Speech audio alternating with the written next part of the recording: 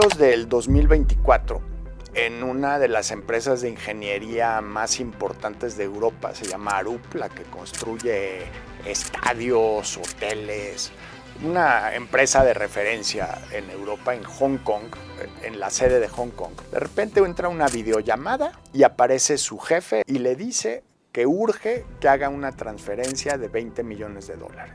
Él está viendo en la pantalla a quien ha sido su jefe por años, escucha su voz, ve el fondo de su oficina y se dispone a hacer la transferencia a unas cuentas que le dicta su jefe. Esa llamada fue un deepfake y de las primeras llamadas videollamadas de extorsión registradas en la historia de la humanidad. Dicen que Dios inventó el tiempo para que todas las cosas no sucedieran en el mismo instante. Creo que lo que ahorita estamos viendo es que hemos perdido precisamente el lujo del horizonte y el lujo del tiempo. Están ocurriendo demasiadas cosas en el mismo instante.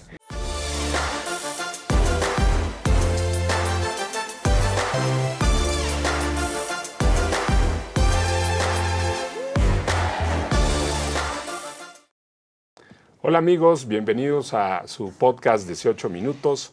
Soy Francisco Rodríguez Aguirre, presidente de Smart Speakers, el principal buró de conferencistas de Latinoamérica, y me acompaña mi buen amigo Mauricio. Encantado de estar en una nueva emisión, mi querido Pancho. Además, muy interesado por el momento que vivimos en el mundo, de lo que hoy vamos a conversar con nuestro invitado. Sí, una persona que tiene una trayectoria en lo que es política y economía, que me voy a permitir presentarlo. Él es Juan Pardinas, es un reconocido economista y analista político, exdirector general editorial del periódico Reforma y exdirector del Instituto Mexicano para la Competitividad, IMCO. Él también ha sido corresponsal internacional para CNN, cubriendo procesos electorales en Asia, América y Estados Unidos, y tiene un doctorado por la London School of Economics y estudios en Japón y en el MIT. Muchas gracias, Juan, por acompañarnos. Un gusto, Francisco, Mauricio. Pues mira, la verdad, antes de empezar este programa, platicamos con Juan del momento que está viviendo el mundo. Y quisiera empezar por ahí, Juan. ¿Se está reconfigurando el poder en el mundo? ¿Qué estamos viendo? Ucranianos, chinos, todo el mundo está inquieto. Ayer, o hace unos días, veía yo un programa en España, también están muy inquietos, como casi voceros europeos de lo que se puede esperar. ¿Qué nos compartes al respecto de esto? ¿Las democracias? ¿Hay crisis de liderazgo?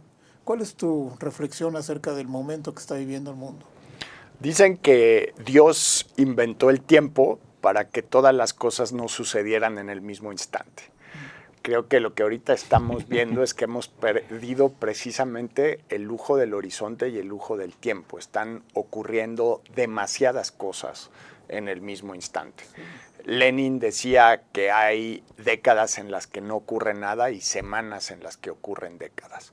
¿Qué estamos viendo en un periodo relativamente reciente de 3 años? La invasión de Rusia a Ucrania es el primer conflicto armado en el corazón de Europa desde finales de la Segunda Guerra Mundial. Ahora, en el contexto de la segunda presidencia de Donald Trump, estamos viendo una Europa que ya no se siente protegida por su aliado histórico, por Estados Unidos, que la defendió del nazismo el siglo pasado, la defendió del comunismo a fines también del siglo, la segunda parte del siglo XX, pero que ahora el señor Trump dijo, defiéndanse solos. Entonces estamos viendo, por ejemplo, a mí eso me pareció como un momento histórico, el Parlamento alemán modificando el presupuesto para invertir más en armamento y Francia aplaudiendo. O sea, el que ha sido su enemigo en guerras desde la época de Napoleón, la Primera Guerra Mundial, la Segunda Guerra Mundial, aplaudiendo el contexto en el que en otros siglos fue su adversario y es su principal aliado, iba a cambiar su presupuesto para volverse a armar. Simplemente eso, ya no mencionemos China, ya no mencionemos la guerra comercial, ya es un nuevo orden establecido en la relación entre Europa, Rusia y Norteamérica. Oye, y sumándole a esto, Juan, tenemos la inteligencia artificial, ¿no? Que desde que empezó ChatGPT, ¿no? Que será 3 años para acá, ¿no? Vino como que a revolucionar, ¿no? Entonces, ¿cómo está y cómo puede afectar esto a las elecciones, a la política en el mundo? A principios del 2024, en una de las empresas de ingeniería más importantes de Europa, se llama Arup, la que construye estadios, hoteles, una empresa de referencia en Europa, en Hong Kong, en la sede de Hong Kong. Pongámonos en los zapatos de este señor que les voy a describir. De repente entra una videollamada y aparece su jefe, el Chief Financial Officer de Arup, y le dice que urge que haga una transferencia de $20 millones. Él está viendo en la pantalla a quien ha sido su jefe por años, escucha su voz, ve el fondo de su oficina y se dispone a hacer la transferencia a unas cuentas que le dicta su jefe. Esa llamada fue un deepfake y de las primeras llamadas videollamadas de extorsión registradas en la historia de la humanidad. O sea, desgraciadamente los mexicanos tenemos mucha experiencia muy desafortunada de que hablan a tu casa y fingen que es algún pariente cercano. Sí. Aquí no es una llamada. Aquí estás viendo a la persona, la estás escuchando, estás viendo la sala de su casa o en el contexto de Arup en Hong Kong, su oficina. Ese poder tecnológico, imaginémoslo en el contexto de una campaña presidencial. O sea, con eso prácticamente puedes hacer que cualquier candidato a cualquier cosa diga la barbaridad más espantosa. Y desgraciadamente, pues las noticias falsas viajan en Ferrari y las noticias verificadas por periodistas responsables viajan en bicicleta. Entonces, de aquí a que se propaga el desmentido y poder reconfigurar todo un mensaje desde la perspectiva de una campaña electoral puede tomar días, semanas o simplemente no lo logra solucionar una crisis de ese tamaño. Entonces sí, estos cambios tecnológicos que también tienen oportunidades formidables para la medicina, para el comercio, para la educación, y no los quiero satanizar, pero sí, como cualquier transformación profunda, implica grandes oportunidades, pero también enormes riesgos en el contexto de las democracias y las campañas electorales. Claro. Y en particular, justo lo que comentas, he participado en varios foros donde se habla de la ética alrededor del mundo digital, si eso de alguna manera puede alcanzar la velocidad que ya la tecnología trae y que es impresionante. Y desde tu perspectiva, hablábamos hace un momento de Europa, tecnología, la inteligencia artificial.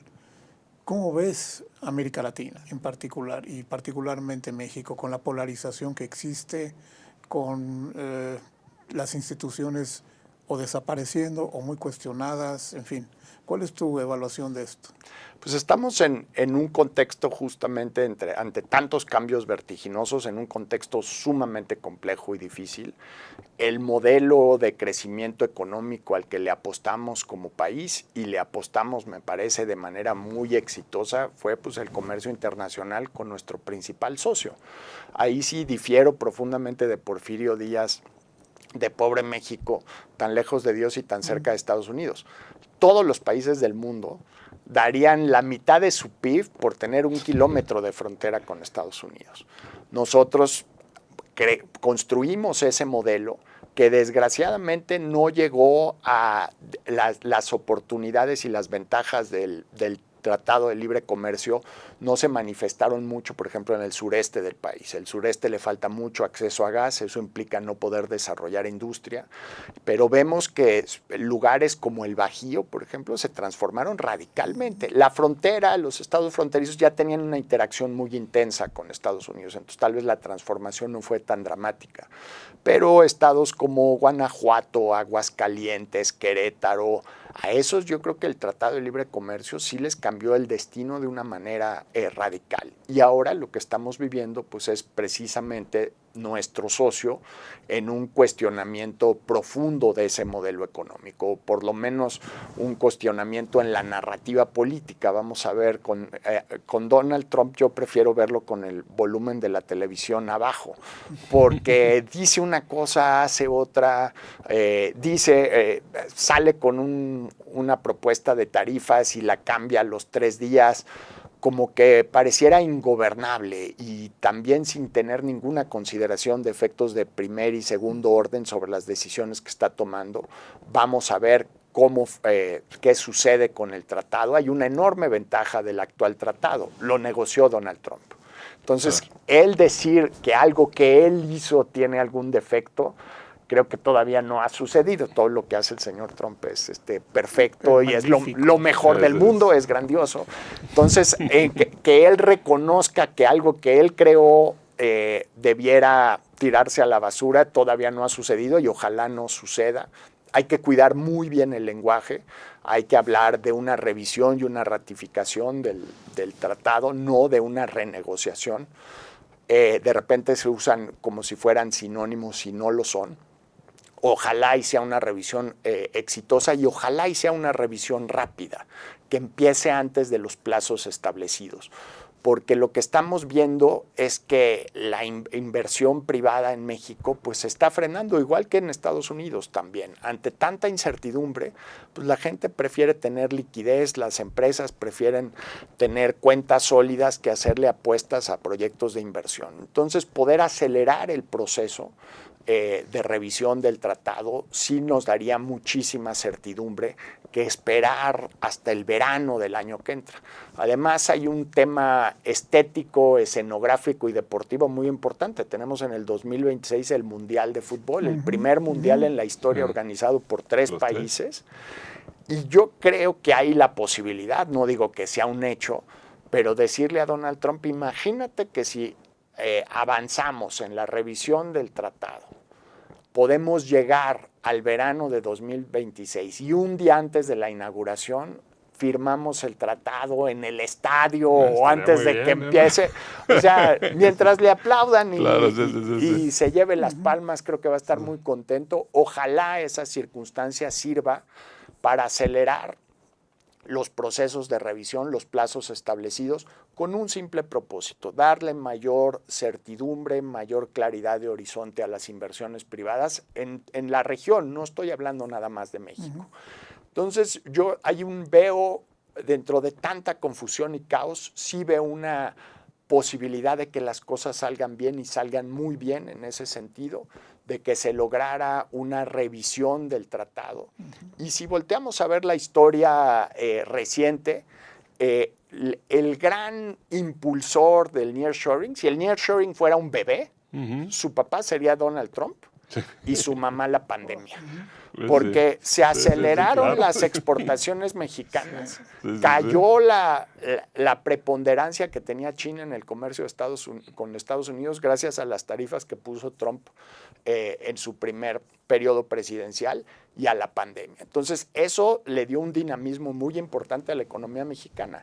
Si se llegara a repetir esa historia, pues podríamos fortalecer nuestra relación con Estados Unidos, nuestra relación comercial, darle estabilidad al acuerdo, darle una visión de mediano y largo plazo, en un contexto en que la globalización pues, se está transformando más bien en bloques regionales.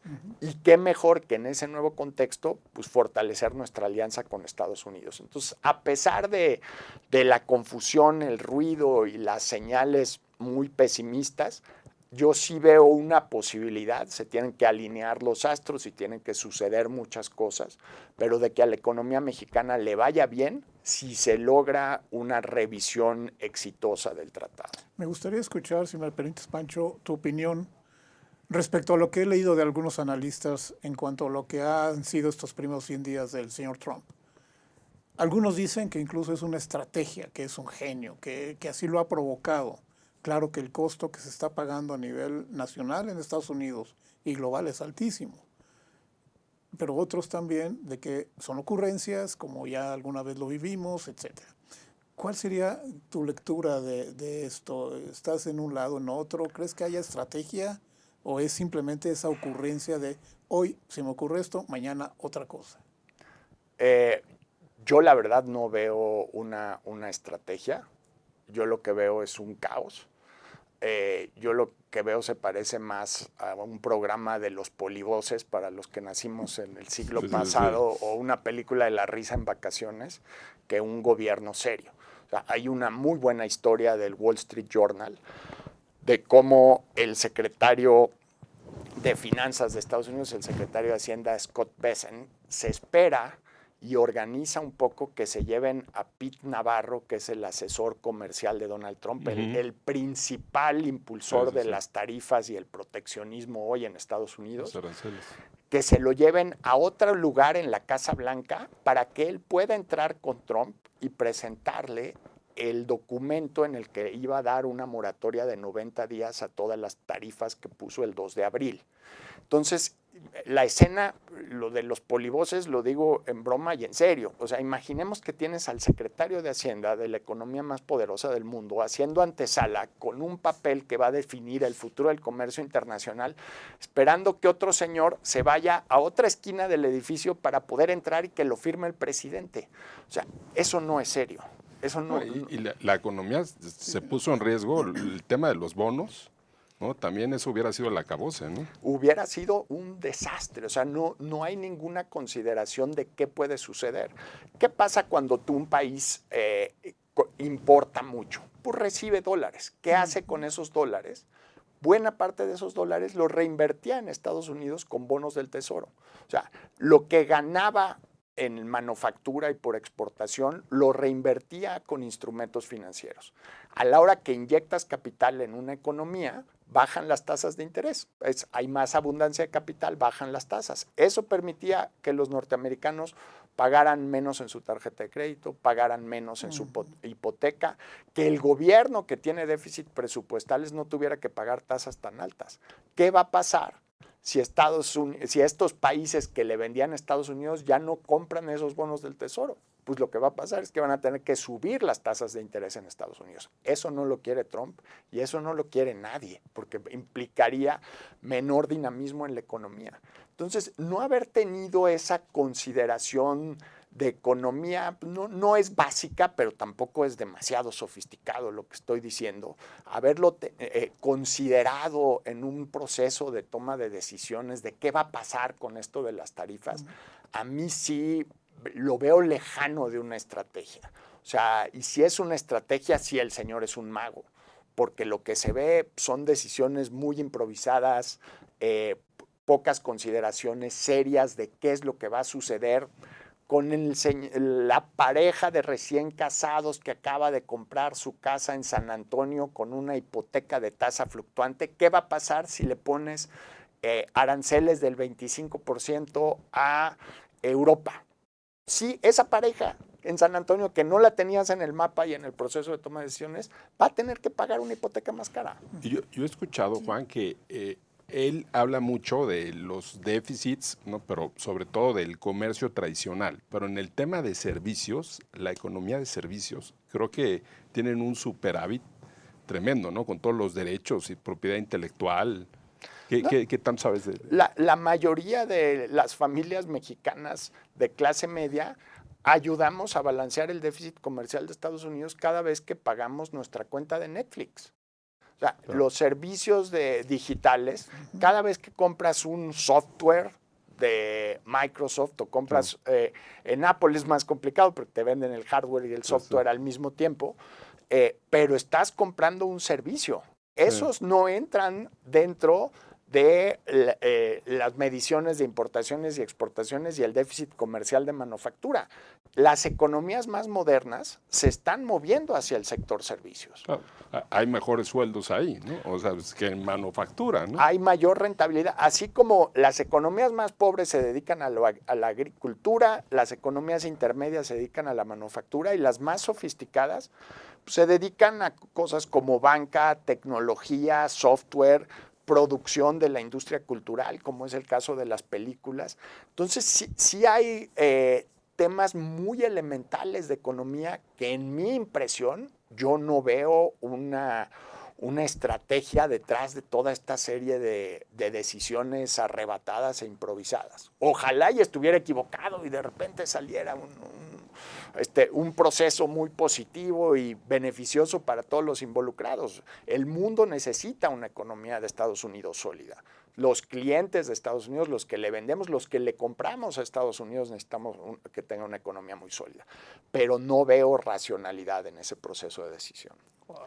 Para terminar así nada más, ¿en qué crees que pueda terminar todo esto? Sé que no tienes la bolita de cristal, ¿no? Sí, se me rompió, la quería yo traer, pero no. Se le resbaló. Yo quiero ser un optimista a pesar de situaciones tan ominosas. Quiero pensar que el sentido común va a privar. Sí. Para que llegue ese momento, sí puede haber procesos muy caóticos. Esto que mencionabas de los bonos es clave. O sea, si de repente llegara a haber una venta de bonos masivos de Estados Unidos y también el asunto es que pues, China no tiene amarradas las manos. O sea, China está haciendo un enorme esfuerzo diplomático de inversión en América Latina. Acaban de construir China el puerto más grande del continente. En Perú. ¿Dónde? En Perú. Que además el nombre es curioso porque es Shanghái. Entonces dicen va a ir el barco de Shanghái a Shanghái. Ese puerto lo va a usar Bolivia, lo va a usar Brasil, por supuesto que Perú, Colombia, para sacar productos hacia China. Ya para la mayor parte de los países sudamericanos, Estados Unidos no es su primer socio comercial. No es de donde reciben infraestructura. En El Salvador, China construyó la biblioteca más grande de Centroamérica, Bukele. Preciosa. Impresionante. El Estadio Nacional de Costa Rica lo construye China. El puerto en Perú. O sea, sí están haciendo un ejercicio de diplomacia a billetazos, con préstamos, con inversión en infraestructura, que va a ser interesante cómo viene ese nuevo orden. Pero como están hoy las cosas, en lo que llamamos la nueva Guerra Fría del siglo XXI, Estados Unidos va perdiendo. Si sigue tomando ese tipo de decisiones, va a perder mayor capacidad de influencia a nivel global. Influencia económica, capacidad de influencia tecnológica. Entonces, pues efectivamente, como decíamos al principio de la conversación, estamos viviendo en tiempos interesantes. Pues muchísimas gracias. Ya bueno, nos ampliamos. Mira, llevamos aquí en el minuto 21, son 18. No, le voy a ayudar a pegar los cristales de su bola de cristal. No, sí, muchas gracias, Juan, por haber estado con nosotros. Un gusto. No, mil gracias, Juan. Amigos de 18 minutos, si les gusta, por favor, compartan este podcast, denle like y suscríbanse. Muchas gracias. Hasta luego.